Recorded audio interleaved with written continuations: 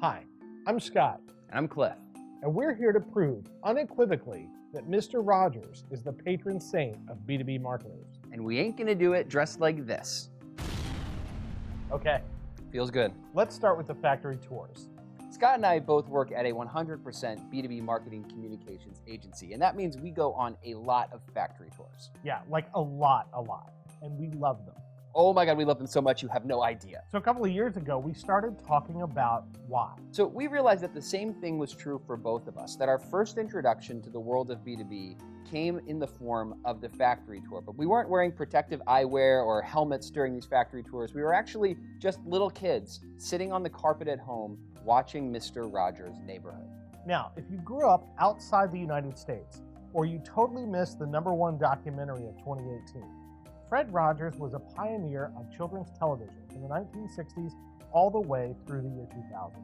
While most educational programs focused on ABCs and 1-2-3s, Fred Rogers did a show about feelings. Emotional intelligence. And one of the things he often did was to talk about what it's like to grow up and go to work. So one of the things that Mr. Rogers did was take his young audience into the facilities where everyday objects were made to meet the everyday people who made them.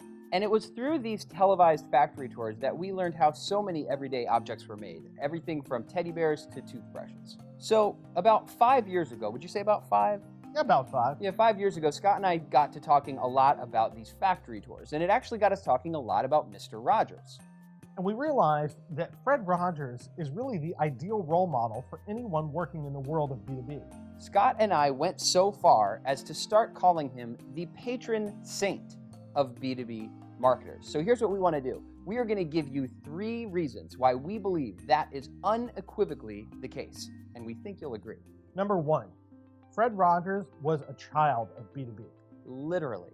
On his mother's side, Fred had the McFeely Brick Company, and on his father's side, he had the Latrobe Die Cast Company.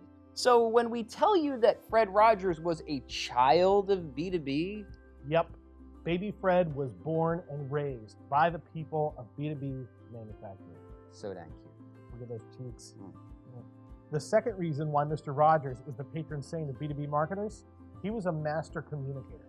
At the height of his popularity, Fred Rogers was receiving up to 4,000 pieces of fan mail every year.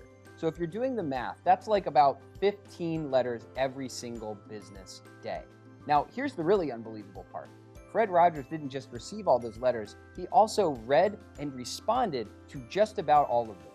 Now, these letters were asking all the typical kid questions you would expect from Mr. Rogers' preschool audience. Things like, does it ever rain in your neighborhood? Or, where do you go when I turn the TV off?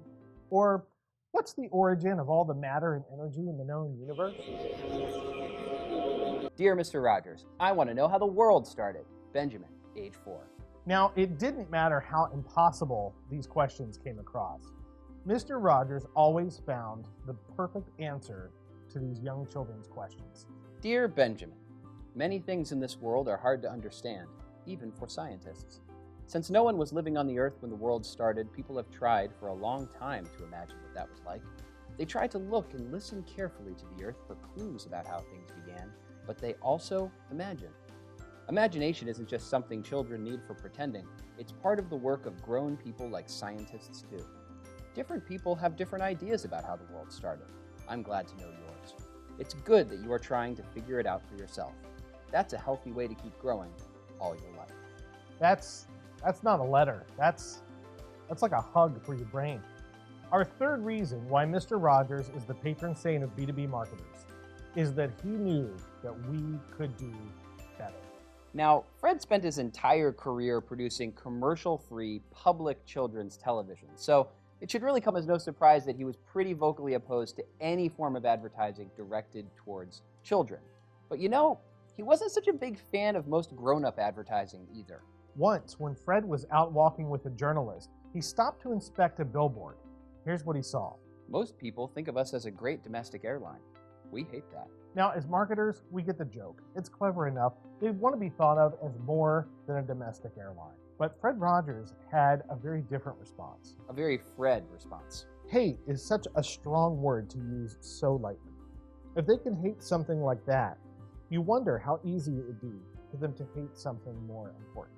So suffice it to say, Fred Rogers had some opinions when it came to marketing communications, but that doesn't mean that he thought our entire profession was unredeemable. Because believe it or not, there was in fact one occasion when Fred Rogers was himself a marketer. One Christmas season in the early 1970s, the Hallmark Midtown Manhattan store was recruiting some celebrities to design their holiday window displays. And for whatever reason, just this once, Fred Rogers agreed to participate in a marketing effort.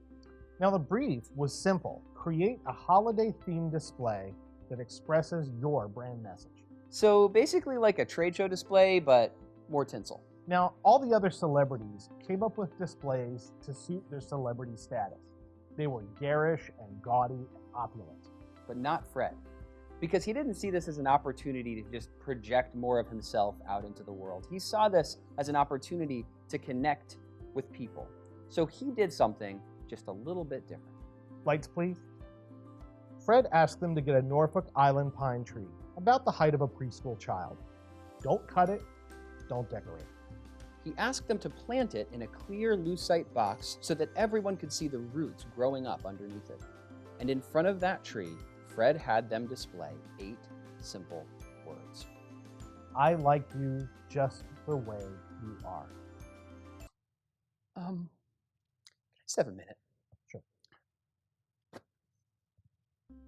You okay? Okay. Mr. Rogers countered the big, gaudy world of commercialism with a clear message that was caring, authentic, and true. So if you would like to become that kind of communicator, we hope you would endorse Fred's canonization as the patron saint of B2B marketers. Can we get out of these cardigans now? Yeah, they don't breathe at all. No, I just sweat.